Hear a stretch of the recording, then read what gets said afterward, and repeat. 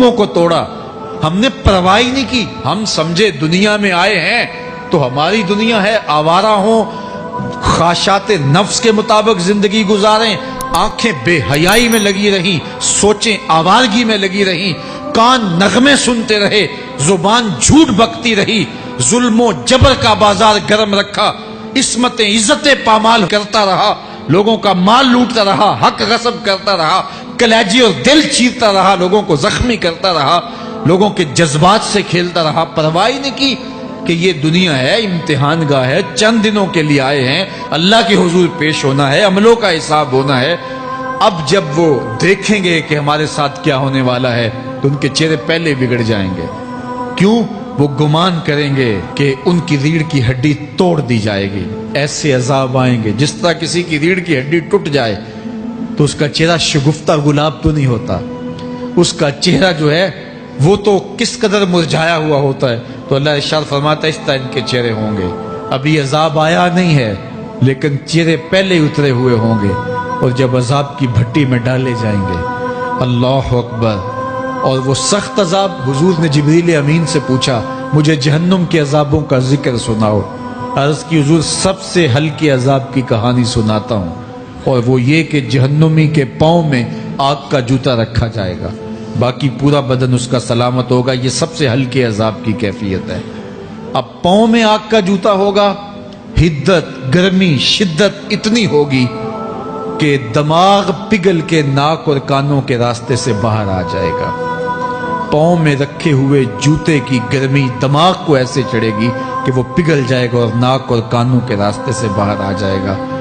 तो अल्लाह के अजाब के खौफ से चेहरे बिगड़ जाएंगे, हालत सलामत नहीं रहेगी। ये बात ज़हन में रखें कि अल्लाह जिसको जहन्नुम में डालेगा उसको इस सूरत में नहीं डालेगा, ये मुहम्मदी सूरत है। ये शक्ल उसकी छीन ली जाएगी और उसकी शक्ल बड़ी कर दी जाएगी। उसका एक एक दांत ओहद पहाड़ जितना होगा। ओहद पहाड़ का फैलाव 15 किलोमीटर पे है। 15 किलोमीटर का एक दांत और 32 दांत कितने होंगे तो मुंह कितना बड़ा होगा। उसको इतना बड़ा इसलिए किया जाएगा ताकि वो अजाब की तकलीफ ज्यादा सहे। 70 गज मोटी खाल होगी और खाल जल जाएगी तो अल्लाह कुरान में फरमाता है हम नई खाल दे देंगे ताकि अजाब की तकलीफ इसको गवारा करनी पड़े। फिर चीखेगा, चिल्लाएगा, हाय मुझे पानी दो, पानी दो, प्यास की शिद्दत है। 70 साल तक तो उसकी कोई आवाज ही नहीं सुनेगा। 70 साल के बाद दारोगा जहन्नम चीख कर कहेगा क्या मांगता है? वो बोलेगा मुझे पानी चाहिए। कहा जाएगा तो बेबी मिलता है पानी। फिर दारोगा जहन्नम उसे पानी देगा, कोका कोला की बोतल देगा या पेप्सी थमा देगा या मिनरल वाटर की बोतल देगा? नहीं, कुरान बताता है उसे माए हमीम दिया जाएगा, खौलता हुआ पानी, और वो इतना गर्म होगा जब पीने के लिए चेहरे के करीब करेगा उससे उठती हुई भाप की वजह से चेहरे की खाल उधड़ के उसके अंदर गिर पड़ेगी, लेकिन इसके बावजूद उसको पीना पड़ेगा। अल्लाह फरमाता है ये दुनिया ही सब कुछ नहीं है, समझ लिया यही सब कुछ है, आखिरत को भूल गए। सुबह उठे काम पे चले गए, शाम आए आवारगी में चले गए, सदाएं आती रही हय्या अला स्वला हय्या अल फला, कोई परवाह नहीं की। ना पेशानियों ने सजदे किए, ना सोचों में पाकीज़गी आई, जिंदगी यूं गुजार के चले गए। ऐसे नहीं, कहा एक वो होंगे जिनके चेहरे शगुफ्ता गुलाब होंगे, एक वो होंगे जिनके चेहरे बिगड़े हुए होंगे। अल्लाह अकबर। कल्ला इज़ा बलगतित तराकी, ये तो क़यामत का मंजर है ना, क़यामत से कबल भी एक मंजर है। अल्लाह उस मंजर को भी बयान कर रहा है। कल्ला इज़ा बलगतित तराकी, हाँ हाँ जब जान गले को पहुंच जाएगी। ऐ इंसान तेरे ऊपर वो घड़ी भी आने वाली है, वो वक्त भी आने वाला है जब सांस इस हंसली में अटक जाएगा, जब सीने से भी सांस ऊपर चली गई। अब डॉक्टर भी ला इलाज करार दे रहे हैं कि अब इलाज नहीं रहा है, जान बस अब निकलना चाह रही है। और कहा जाएगा कोई झाड़ फूंक वाला बुलाओ। अब डॉक्टरों ने तो जवाब दे दिया, अब सांस अटक गई गले में, चंद लम्हों की मेहमान है। अब डॉक्टरों ने कहा अब हमारी जानब से ला इलाज हो गया, अब ले जाओ इसको घर या वेंटिलेटर पे डाल देते हैं इसको, बस اب ہماری جانب سے کوئی اس کا علاج نہیں ہے. اب گھر والے روتے ہیں، کہتے ہیں کوئی جھاڑ پھونک والا لاؤ، کوئی دم والا لاؤ، شاید وہ کوئی دم کرے تو اس کی جان میں جان آ جائے. ڈاکٹروں نے تو لا علاج قرار دے دیا. وَظَنَّ عَنَّهُ الْفِرَاقُ. اللہ فرماتا ہے یہ تو جھاڑ پھونک والے کو ڈھونڈ رہے ہیں، لیکن جس کی سانس یہاں اٹکی ہے وہ سمجھ گیا ہے اب موت آ گئی ہے. اس کو یقین ہو گیا ہے کہ اب موت کے لمحے آ گئے ہیں، اب میں بچ نہیں پاؤں گا. اب آنکھیں تاڑے لگی ہوئی ہیں. وَالْتَفَّتِ السَّاقُ بِالسَّاقِ. پنڈلی پہ پنڈلی چڑھ رہی ہے. جب موت آ جاتی ہے تو پھر پنڈلی سے پنڈلی لپٹ جاتی ہے، اس کو پھر جدا کرتے ہیں اور جدا کر کے دونوں انگوٹھے باندھ دیتے ہیں تاکہ پنڈلی کے اوپر پنڈلی نہ چڑھے. اللہ وہ منظر بیان کرتا ہے، صاحب یہ وقت آنے والا ہے جب دونوں انگوٹھے باندھ دیے جائیں گے، جب ناک میں روئی ٹھونس دی جائے گی، جب چٹے لباس میں کفن دیا جائے گا، جب غسال کے سامنے بے بس پڑے ہوں گے، وہ چاہے یہ بازو اٹھائے چاہے یہ بازو اٹھائے، گرم پانی ڈالے یا سرد پانی ڈالے، جب بس پڑے ہوئے ہوں گے جو ہے وہ غسل دینے والوں کے، اور ناک میں روئی ہوگی اور دونوں انگوٹھے آپس میں بندھے ہوں گے. یہ محل، یہ ماڑی، یہ کوٹھیاں، یہ بنگلے جس کو سویر شام لگ کے حلال حرام کی تمیز کیے بغیر بنایا تھا. غوث اعظم رضی اللہ تعالیٰ عنہ بولے مکان بنا رہا ہے، بسیں گے اور حساب تو جا کے دے گا. اور یہ تو ایک رات بھی تجھے اس گھر کے اندر نہیں رکھیں گے کہ چلو ایک رات مہمان رکھ لیں. کہتے ہیں نہیں نہیں، مہمانوں نے بھی جانا ہے تو جلدی کرو، اس کو سپرد کراؤ. وہ تو تیرا لباس بھی پھاڑ کے اتاریں گے، خود غسل دینے کے لیے تیار بھی نہیں ہے. تجھ سے خوف آنے لگا ہے.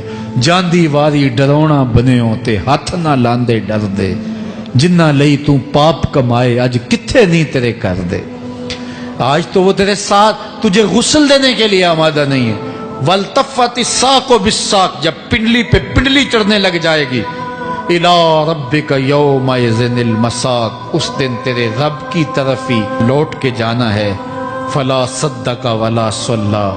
اس نے نہ تو سچ مانا اور نہ نماز پڑھی. وَلَٰكِنْ كَذَّبَ وَتَوَلَّىٰ.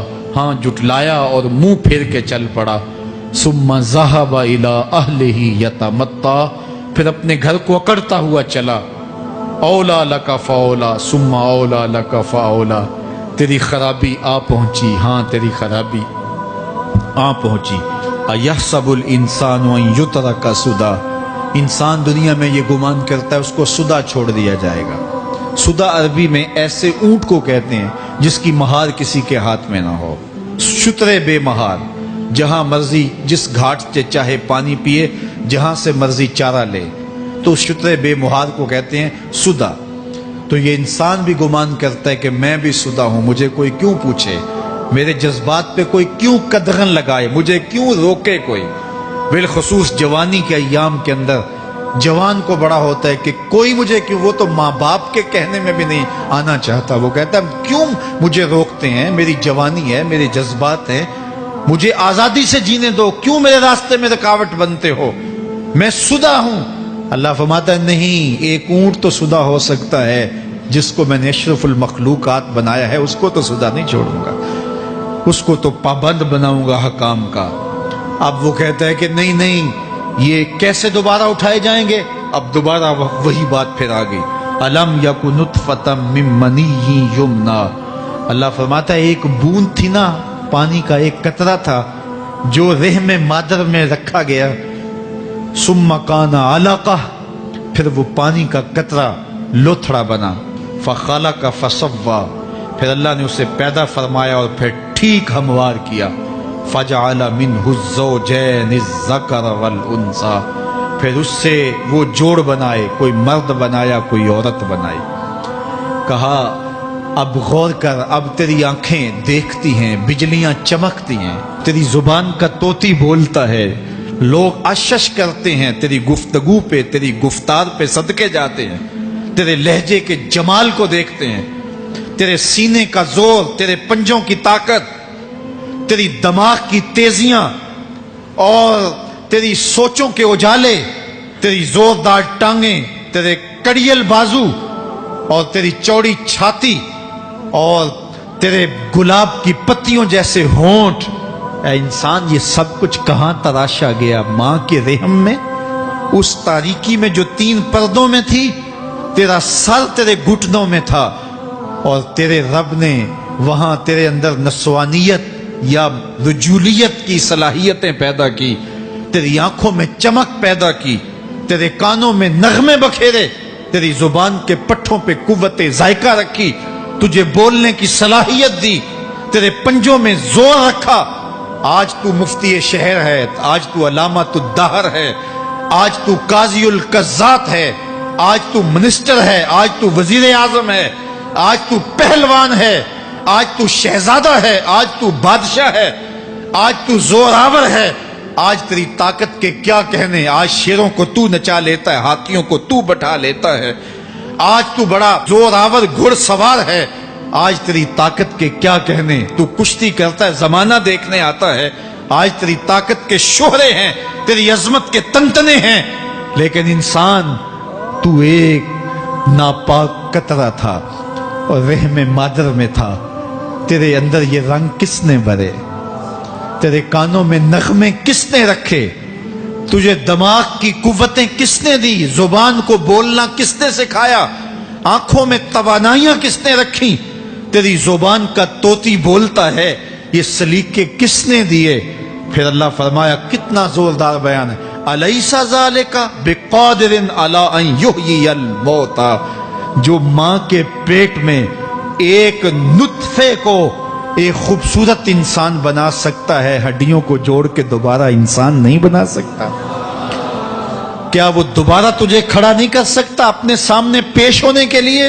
جس کے حکموں کو تو نے توڑا ہے، جس کے فرامین کا تو نے مذاق اڑایا ہے، کیا وہ اتنا ہی بے بس ہے کہ اپنے حضور تجھے جو ہے وہ کھڑا ہی نہیں کر سکتا ہے؟ جس رب نے تجھے ماں کے شکم میں شکل دی، حضرت شیخ فرید الدین عطار بولتے ہیں، سانے کستی سلاتی می شود، ایسا کاریگر ہے مٹی سے بادشاہ بنا ڈالتا ہے۔ اس نے مٹی سے دارا و سکندر بنائے، اس نے مٹی سے جو ہے وہ رستم و سہراب بنائے، اس نے مٹی سے کیا کیا بنا دیا جو مٹی سے بادشاہ بنا سکتا ہے، جو نطفہ رحم مادر سے جو ہے وہ شکل اور صورت اور رنگ اور جمال بنا دیتا ہے۔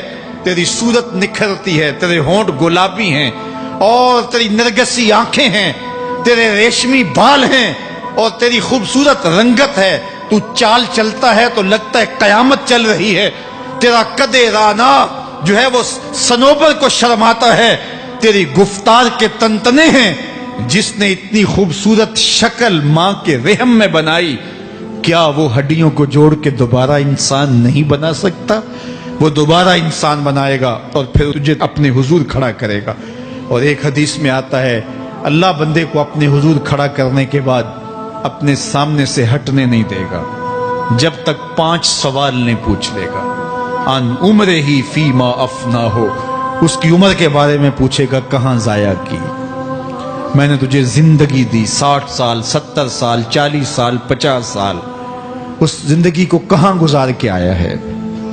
ان شباب ہی فیما ابلا ہو، اس کی جوانی کے بارے میں پوچھا جائے گا، جوانی کہاں گزار کے آیا ہے؟ مجنوں تو نہیں بنا رہا، خواہشات کا اسیر تو نہیں ہو گیا، دیوانوں کی طرح زندگی تو نہیں گزار کے آ گیا؟ تیری جوانی کسی چوک میں تو نہیں گزری، تیری جوانی آوارگی میں تو نہیں گزری، ساری رات سوشل میڈیا کے اوپر گندگی اور غلاظتیں تو نہیں دیکھتا رہا؟ تیری زندگی گزری کہاں ہے؟ تیری جوانی گزری کہاں ہے؟ اگر کوئی جواب نہ ہوا تو پھر کیا جواب دے گا؟ اور وہ کتنا خوش نصیب ہوگا جو کہے گا، مالک میری جوانی سجدوں میں گزری، میری جوانی قیام میں گزری، میری جوانی رکوع میں گزری۔ میرے حضور فرماتے ہیں، سبعۃ یظلھم اللہ فی ظلہ یوم لا ظل الا ظلہ، 7 اشخاص ایسے ہیں قیامت کے دن جب کوئی سایہ نہیں ہوگا، اللہ ان 7 کو اپنے عرش کا سایہ دے گا۔ ان میں سے دوسرا شخص میرے حضور نے بیان فرمایا، وشاب نشأ فی عبادت اللہ، وہ جوان جس کی جوانی اللہ کی عبادت میں گزری۔ جوانوں، اپنی زندگی کو مالک کی دہلیز پہ لے آؤ، جوانی وہی ہے جو مالک کی چوکھٹ پہ گزرے. اپنے دل کا تعلق جوڑو. عشق کرنا ہے تو پھر آمنہ کے لال سے کرو. محبت کا رشتہ ان سے جوڑو. تعلق کا ربط ان سے قائم کرو. جوانی کو دین کی راہ پہ ڈالو. اللہ اکبر. سنو میرے حضور کا فرمان, انا حبیب اللہ, میں اللہ کا حبیب ہوں. پھر فرمایا الشاب التائب حبیب اللہ, جو جوان جوانی میں توبہ کرے وہ بھی اللہ کا حبیب ہے. آؤ اللہ کے حبیب بن جاؤ, اللہ کے حبیب بن جاؤ, اللہ کے حبیب بن جاؤ, اللہ کے محبوب بن جاؤ.